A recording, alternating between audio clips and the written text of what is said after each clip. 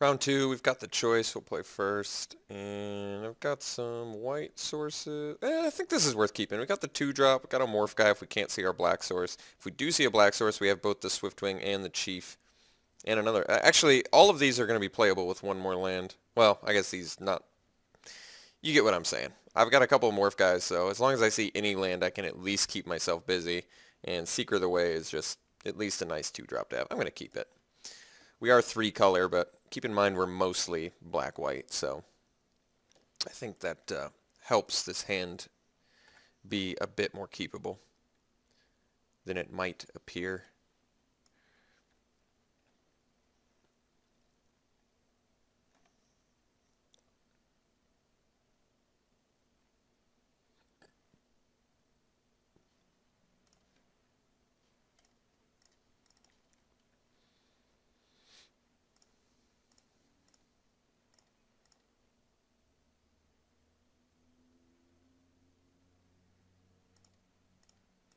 Black source here would be insane.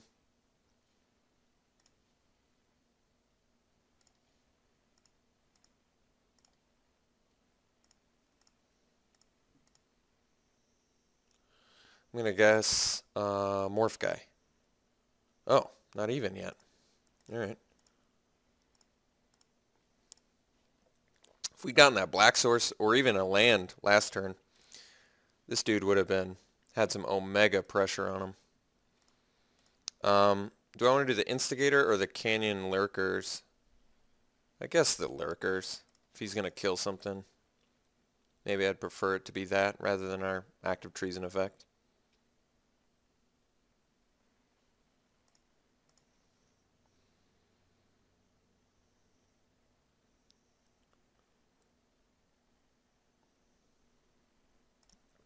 Alright, it's not the end of the world.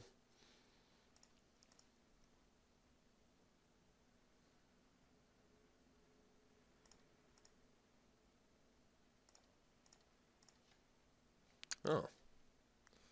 Well, that's kind of beefy.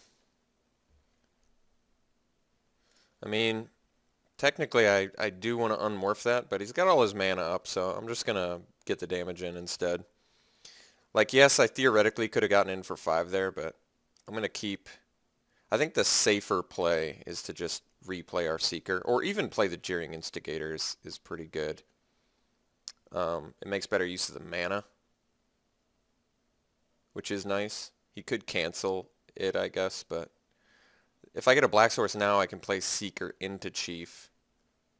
But then then again, I could play the Instigator into Chief as well. So, all right, let's do the Seeker actually.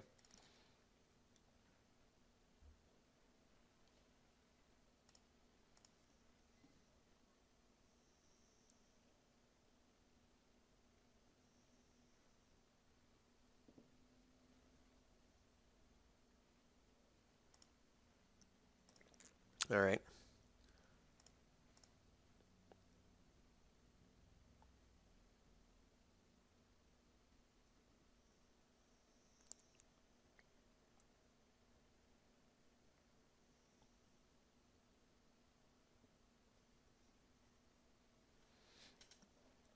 So I didn't unmorph because of cards like Kill Shot and not Burn Away, but I don't know why I always forget the 4-drop that deals 3.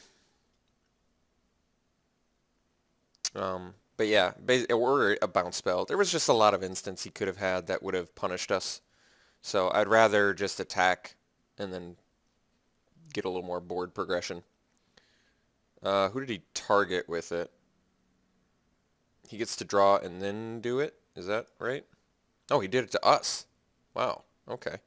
I don't have a problem with that, actually. I think that's okay. We are having a hard time finding our black mana, but that's alright too. I guess I could theoretically get in for 7 here. But I'm not actually sure that's better, because then next turn he'll play like if I play this Instigator, as soon as he plays a creature, we get to gank it and get in for a bunch of damage. Otherwise I can get in for 7 here, which is pretty good too. I guess it makes him deal with this. If he plays like a 5 power guy. I could theoretically get in for like 11 next turn or something. It's a bit of a challenge. I'm not sure. This is a pretty good opportunity to get in with for 3 extra damage. But I think I'm still going to go for the Instigator. I don't know if this is right. This is tough. This is a tough call here. I just feel like getting more down on the board is better.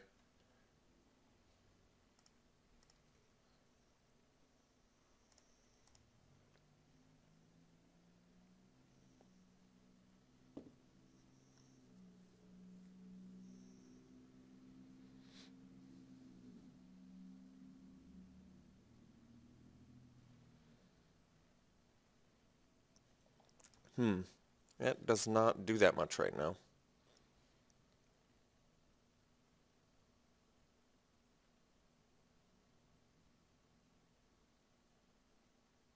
If it's just a morph guy, then I really hope I draw a black source. I don't know if that one's worth stealing. Probably the Weapon Master is my guess. Yeah, alright, well, it's a bit of an issue.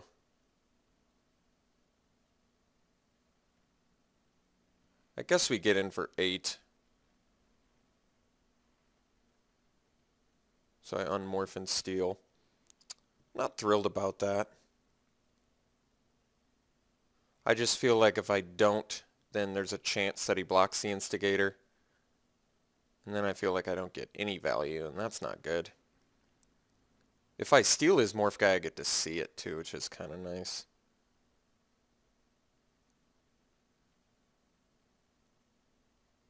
Although if he blocks the Instigator, I can get him for 7. Nah, we have to steal it here, I think. Because I can't do anything else. I think that's the real reason why.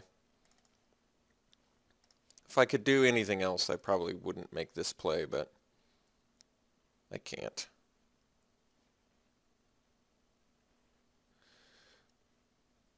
It's just a Horde Ambusher, huh? It's not even that good of a threat, to be honest. So we get him for 8 here, taking him to 5.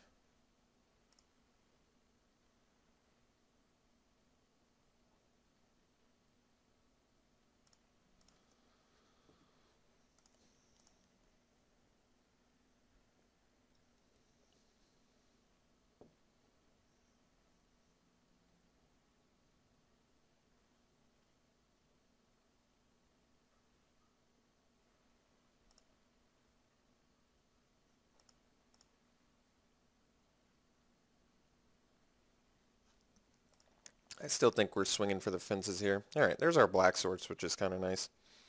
So theoretically I could play the Swiftwing. Could also play the Chief. I do kind of want to get my Sultai Scavenger down. I could also Debilitating Injury, you know, one of these, since they can block 2 dudes. Which is in fact relevant rather. So I guess I can Debilitating Injury his Leaping Master. And that prowess is up this. It also makes it so he can only block 2 guys. I mean, I don't want to lose my morph guy, really. Let's,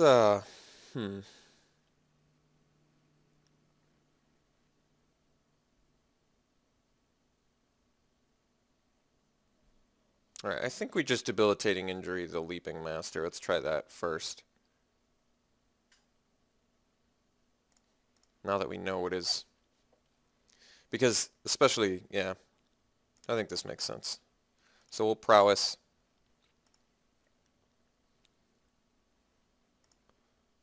Kill the Leaping Master.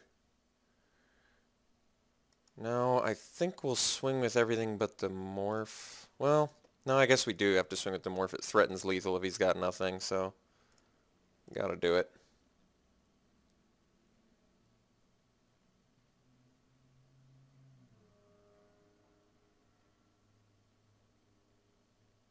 I mean, basically, yeah. So I guess we don't have to unmorph. No real purpose to that.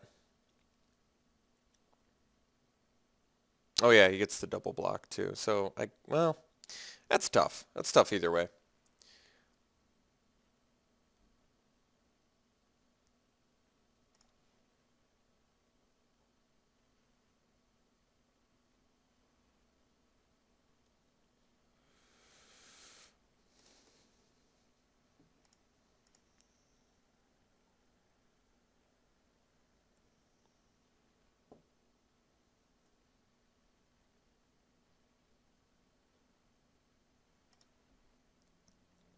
That guy's pretty good.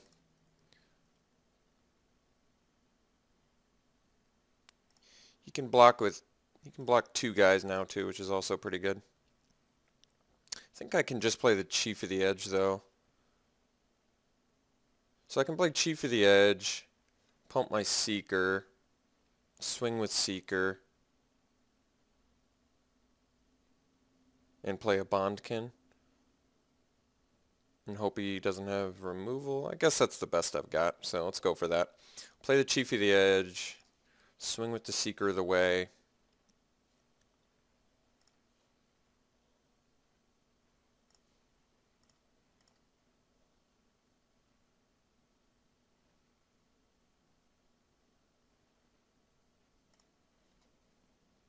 Alright, that was a good trade for us, and then we'll play the Bondkin. Then we've got quite a bit of board presence, which is nice too.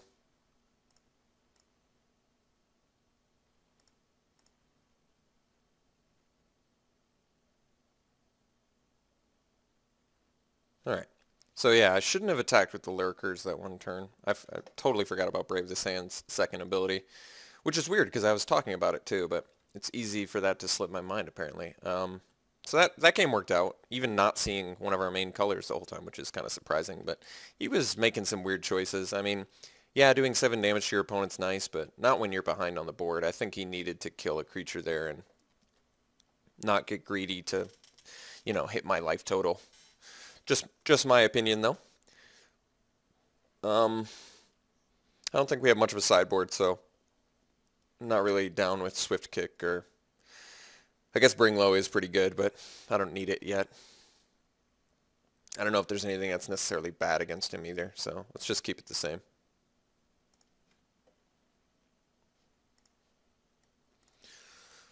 Game 2, this is a great hand, so we'll keep this. Opponent is mulliganing. Keeping at 6. But yeah, I do like this hand. We've got our rare in it. Our first pick. We also have some protection, some removal. Very good, diverse hand. Even that guy's nice if, we end up making some early trades. Or using some early removal, something along those lines.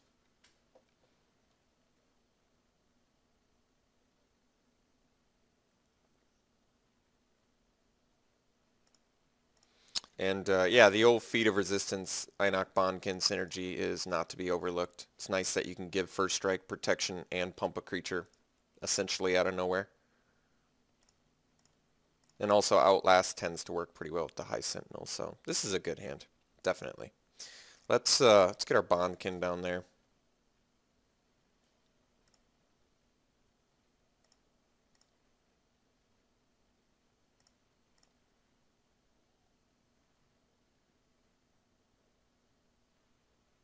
I can just kill morph guys for days. So I can Debilitating Injury that and get in for 2. I can also Outlast here, which is pretty good. I've got some options. I think next turn I want to play High Sentinels though, so it actually makes sense to Debilitating Injury here and get in for 2. I want to keep busy, set him back on the board as much as possible, keep the pressure up, that sort of thing. He's off of, I mean, he's not off a color, but if he wants to play 3 color spells, he's going to have a little more problems. And like I said, the Feat of Resistance with the Einok Bondkin is not to be overlooked.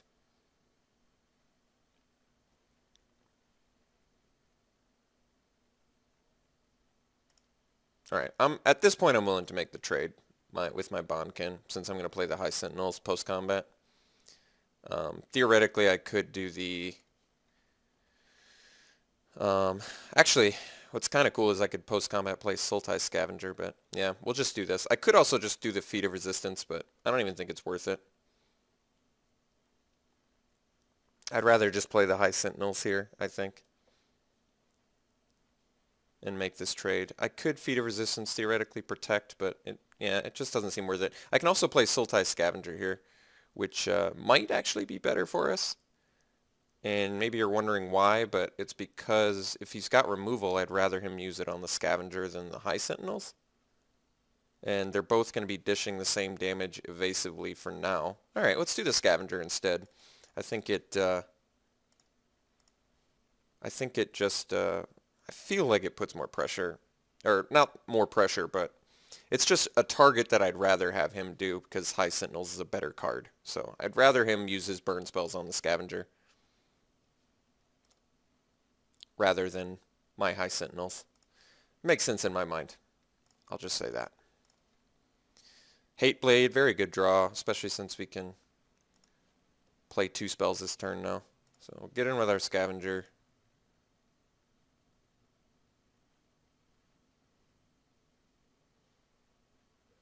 I'm going to let that resolve. I could feat my guy, but then I can't do my follow-up play that I want to do, so I'm going to let him get away with that, and we're going to drop a couple dudes this turn. And then next turn I can still hard cast my Scavenger if I want. Opponent's got 3 cards in hand. He didn't get the additional value off the Force Away rather either, so that's kind of nice. If I can untap, I'm going to feel real good because of that Feat of Resistance.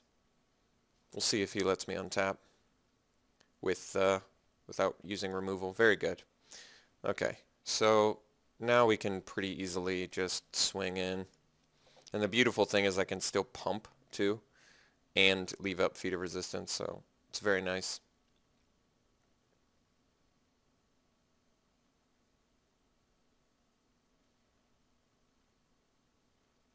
I'm willing to trade the Hateblade for the Leaping Master as well.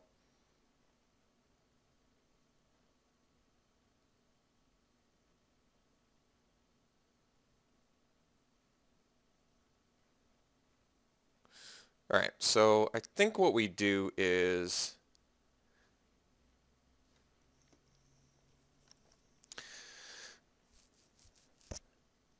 I'm trying to think of my best play here. So I can Feat of Resistance my Mardu Hateblade, which also pumps my High Sentinels, and then I can additionally put another +1/+1 counter on it, which makes it 3/3.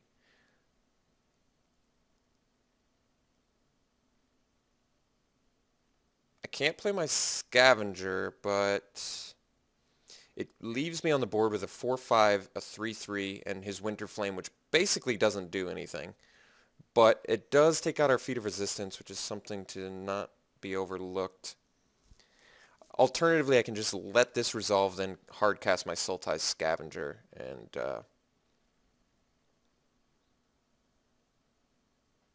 actually I can play a land, do Scavenger, and still lead up. Okay, I'm going to do that instead. He's going to get my Hateblade and buy himself a turn here. But I think this is still good. I think I can play a land this turn too, so this should actually be good. Oh, I already played a land? Well, I was wrong, but that's okay. So I'm going to do the Scavenger anyway. And pass.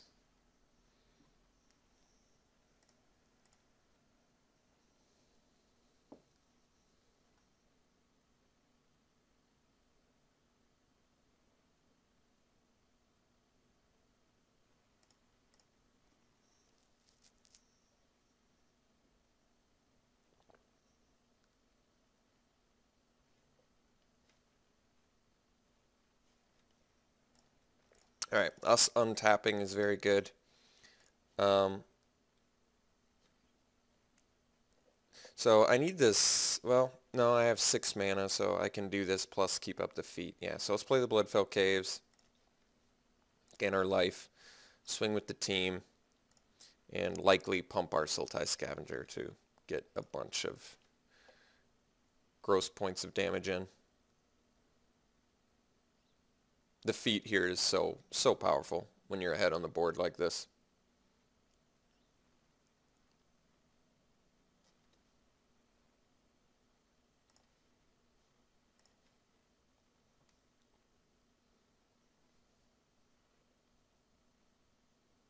All right, so what we're going to do is pump this guy.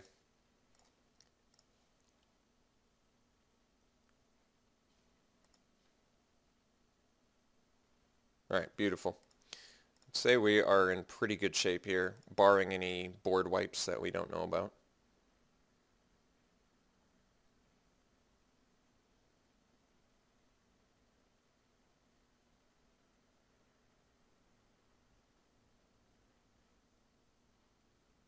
Master the Way targeting me? Again, interesting.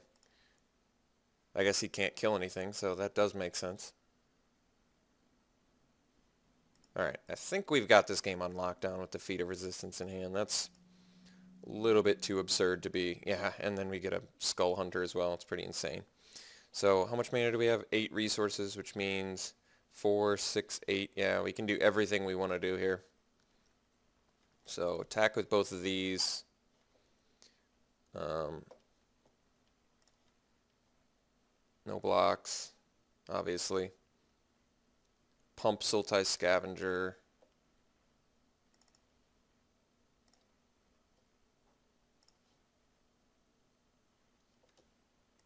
Make him discard. And leave up Feat of Resistance.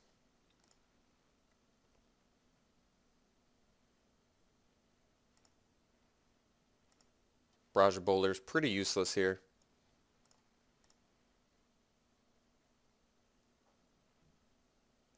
So, not that painful of a discard for him, but still. Okay, well, sweet. Got round 2. This guy has, well, let's just say pull in some weight. Jeez.